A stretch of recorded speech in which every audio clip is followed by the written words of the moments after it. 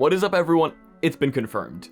TikTok has bought the Chinese Oculus Quest 2. Well, not really TikTok, ByteDance. Either way, it's been confirmed. That and more in just a little bit. Let's get right into the news. So, last week when we talked about this, it was only a rumor. ByteDance buying the Chinese Oculus Quest 2 manufacturer, Pico, for $775 million. Well, now all that's been confirmed. Let's talk about the ramifications and what it could possibly mean. In the previous video, we didn't really talk about this that much because, well, it was only a rumor, so there wasn't really much point in talking about what could happen if it wasn't necessarily going to happen. Well, now that we have confirmation, what could this possibly mean? The Pico Neo 3 is currently not being sold in the Western market. Well, with a company as big as ByteDance, this could change. We currently have Facebook on the market, Facebook being the big bad blue company that has its pockets so deep that it can sell the Oculus Quest 2 at probably a loss, then gain their money back through games on the Oculus Store and advertisements. Well, I imagine ByteDance could probably do the same. With a company as big as TikTok behind them, and with TikTok being so damn popular in the Western markets, I can't imagine that they wouldn't be taking the Pico Neo 3 over to Europe and America. I really wouldn't be surprised if they wanted to take this thing global. With the Pico Neo 3 being very comparable to the Oculus Quest 2 in terms of specs and in terms of what it can do, all it's missing is a good games library and being sold to the rest of the world, being more accessible. I think ByteDance would be able to do that. Not only that, but Facebook has pretty deep pockets. Now, while ByteDance doesn't have pockets as deep as Facebook, their pockets are pretty deep too. Yeah, we have a lot of deep pockets here. So I imagine that they would be able to bring the price of the Pico Neo 3 down even further and sell it at a price comparable to the Oculus Quest 2, possibly finally giving Facebook that competitor we were waiting for.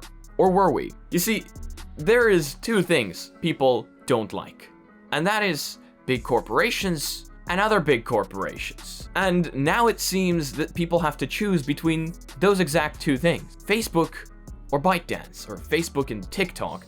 Either way, those are two companies that people don't really trust. So many people use TikTok, but then so many people also hate it. So many people use Facebook, and then so many people also hate it. It's not really a win-win situation, or a win-lose situation even. For some people, this is going to be a lose-lose situation either way. Multiple people have been saying, hey, why can't somebody wholesome buy a big VR company? Why can't somebody we trust buy this? Well, it seems now that the two choices we might possibly have going into the future, well, are going to be two really big corporations, either of which people don't really trust. It's really going to be a matter of which one do you trust more? Personally, I think currently, at least for now, I'm gonna be sticking with the Quest. That's just my personal opinion, and that's simply because I know TikTok's doing some funky stuff. I've listened to enough podcasts and watched enough videos to know that their algorithm is a little too good for my taste. And I talked about this briefly before, but TikTok ate up way too much of my time. So I pulled the trigger and got rid of it. It had to be done. I listened to a great podcast by Reply All about the algorithms of TikTok, and it really got the gears turning. And I guess that's good for VR. I guess if you were to use that algorithm within VR and get people to continue playing, well, that's great, but then they're also going to lose track of time and spend too much time in virtual reality. Either way, the ramifications here are going to be absolutely huge. First of all, we might finally see another headset with a price comparable to Facebook's.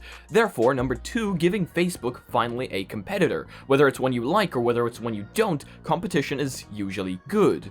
Number three, this might finally bring Pico to the European and American markets, which is going to again be good for people because it'll give them more options. Some people will not mind the fact that it's made by ByteDance. Some people will not mind the fact that it's made by Facebook. Either way, it's going to be interesting to see whether this is going to have a required TikTok login. But very interesting and very weird times we're going into right now.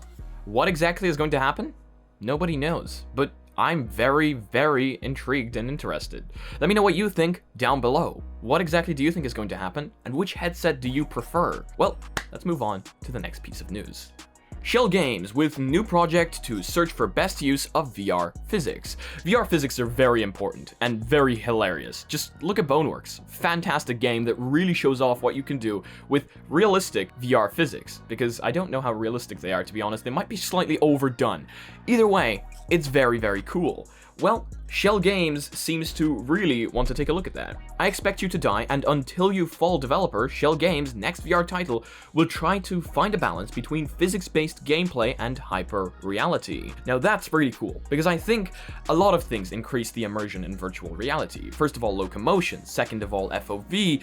Third of all, physics. There's a lot of things, and those weren't necessarily in the correct order, but a lot of things increase immersion. To me, immersion gets added when the player playing in virtual reality can just do something without thinking, and when something that the player expects to happen happens when they complete that action. So for example, you're looking at a box. You know in real life you'd be able to destroy that box using real life's physics engine. Well, in VR, same thing should be able to happen if you want hyperrealism. Well, it looks like Shell Games might finally be looking into that and making it happen, and for that, I'm very interested. You've got to make things hyper real. Reality isn't your goal. You're trying to create a certain experience for the player, and there are elements of physics-based play that can do some of that, but it's only part of it, so you have to strike that balance. We're doing some work now on...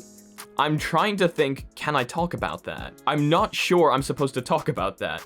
I'm probably not supposed to talk on that. Either way, it's going to be very interesting and exciting to see what they have to create. The two games that were listed there that they have created before I Expect You to Die and Until You Fall are very, very good games, and I would love to see what Shell Games has in stock for us next. Jurassic World Aftermath Part 2, with Part 1 being a game that a lot of people really enjoyed and gave very high reviews to. Part 2 is set to land in September, and a new trailer is here. So again, if you've played Part 1 of Jurassic World Aftermath, you know that a lot of people gave it very high praise. It had a little bit of a different art style, but a lot of people really enjoyed that. Again, like Shell Games said, you're trying to strike a balance here. You're not necessarily trying to make virtual reality real. We have real here. A lot of people don't want real in virtual reality. That's boring. You're trying to make that hyper-realism, give the user an experience, and sometimes using a different art style can really add to that. And it is set to launch on September 30th on the Oculus Quest, less than a year after Part 1. Now, we've talked about uses for AR technology within the Oculus Quest before, but now we're seeing the emerging joy it can give people, the emerging education it can give people, the just incredible sheer amount of things that we can do with it. And a great look at this is the Oculus Quest apps that teach you AR piano. Now, I don't know why I didn't think of this, but it's really a no-brainer. Having the Oculus Quest on and learning how to play piano in real life instead of playing it on, say, a phone. Looking at the notes going down right in front of you, like those apps you'd download onto your phone and play the piano on your phone. Here you can do it in real life. In a video posted on Reddit earlier this week, developer Dominic Hackle showed off footage of his AR app, Magic Keys, running on the Oculus Quest using the experimental pass-through API. Right above the footage we see on Reddit, I ported my AR piano learning app to the Quest using the AR pass-through API. And it is just as good as you think it should be. And this is what I think AR is going to be used for in the future. Teaching people, showing them something, and merging the two realities together. Yes, I know that's exactly why AR is supposed to be, but this is exactly why the last video I made on this I called the Oculus Quest pass-through API is the future. Simply because looking at what we can do now, well, it's only going to get better in the future, and giving developers the option to develop for it now and have it work in the future on better AR is amazing. Resident Evil VR mods are in the works. So we all know we're supposed to get that Resident Evil game from Oculus, but I don't know when it's coming, and frankly, it's not here yet. So people have started their own works. Resident Evil 2 and 3 VR mods are in the works. VR modder PreyDog is working on mods for Capcom's recent remakes of Resident Evil 2 and 3. A first and very early look at the mod was posted online today. It shows footage from inside Raccoon City Police Department before moving out of the city in a sequence seen in Resident Evil 3. Again, the mod is in very early development, so you'll have to excuse the rubbery arms and side-by-side recording. Even with those issues considered though, this seems like impressive work. Both Resident Evil 2 and 3 are played in third person, so PreyDog has not only had to get them running in first person, but also implement motion controls for guns. This is very exciting. I know that the Resident Evil series has some very hardcore fans behind it, and people were very excited to see Resident Evil come to the Quest. So I'm sure a lot of you down in the comment section below are going to be incredibly happy to see that people are working on mods for Resident Evil for VR. And no, this time they're not going to be Quest exclusive, so everyone gets to have a play at them. However, I do want to put a thought in your mind. Now, I told my Discord I was running Windows 11, and a lot of you might know Windows 11 is in the future going to be able to run Android apps. So my Discord got me thinking, what if we could have Oculus Quest apps running on Windows 11 ported through OpenVR or some kind of universal standard,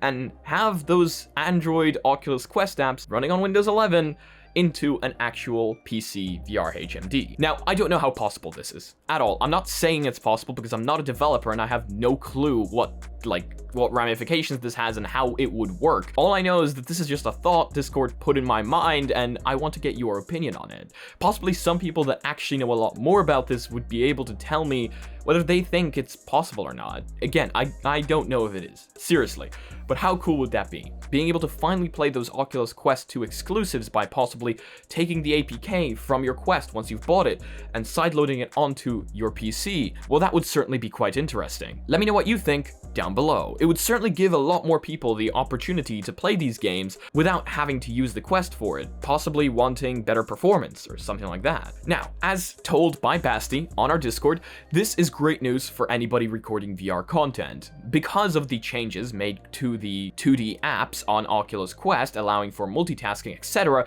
you can now record and screenshot inside 2D apps on the Oculus Quest. Previously, if you tried to record or screenshot 2D apps, the screen would just go black and you'd end up with nothing. Now, with the latest updates, you're actually able to record them, meaning you can now record and screenshot unknown apps inside the Oculus Quest and not have any issue with it, making our lives, content creators' lives, and people that want to share their content a lot easier, which is very great news. Phasmophobia has launched a huge update. Now, I personally used to play Phasmophobia quite a bit, back when we had a little bit more time and more people to play around with. However, they've just launched a huge update. While I'm not going to read the entire thing because there really is a lot here, I'm going to slowly scroll it through the screen in case you guys want to start pausing the video trying to read it. Or if you want, you can always check it out down below, where I always leave the links to all the articles I'm reading from right here. Available now as a free update to existing players. The game's latest update, Exposition, introduces a handful of significant updates to the game, including 2 new ghost types, the Goryo and the Myling, and equipment, the Dots projector, just to name a few. And then of course there's all the new different fixes, the new things, the changes, the sprint rework. Well, there's a lot. Okay, make sure to check this out down below in case you're interested and in case you play Phasmophobia. This is going to be one very big update. And last time we talked about using VR to transport ourselves inside movies, and a lot of people really like that idea, including myself. However, a lot of people also mentioned, hey, that's not really always going to work, because using 2D flat screen movies that you can watch on your screen, the directors can use camera angles to show you exactly what you should be focusing on. I used to learn about this in English, all the different camera angles, what they mean, and what kind of emotion they make you feel. For example, a camera angle from the bottom up makes you feel small and belittled. Yeah, this is actually something that I remember. And people were making the case that that wouldn't necessarily be possible in VR. Yes, you could technically move the player around, but then again, what if something was happening behind the player and they missed it? Well, I guess that's on them. But how about now we talk about movies using VR to their advantage? The Mandalorian now uses VR to scout new filming locations. We've already seen VR being used in The Mandalorian to create these scenes. Well, now one of the hottest shows currently in circulation continues to make use of impressive technology to simplify the production process.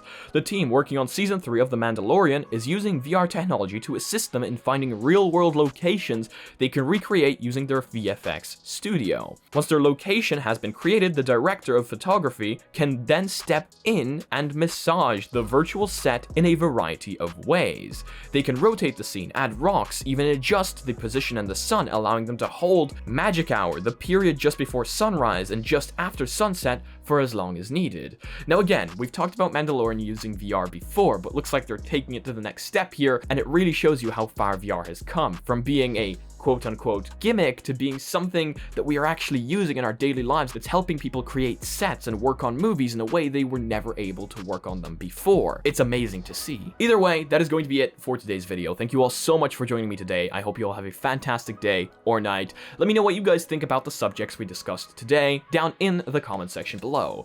If you guys liked the video, please leave a like. If you guys disliked it, I guess this button works too, but please tell me why down in the comment section below. If you guys are not yet part of our community, make sure to join our Discord down below. Make sure to join our Reddit, where I want to see you posting your spice memes. We have a great team over on the Discord right now, absolutely doing incredible magic on our VR chat world. They've already improved it quite a bit. That's why I had a break yesterday. I was actually working with them on the VR chat world, trying to get everything set up for teams to work, etc. And I just want to say a huge thank you to them on camera here. They're doing a fantastic job, and our world already looks so much better. But yeah, in case you guys would like to support the channel in any way, shape, or form, we've got sick mugs down below that boost your FPS by 300% and merch that doesn't put a huge antibody. And if you guys want to notify about your content, giving up on the channel, make smack that subscribe button with your my bell and thank you for the video. Peace.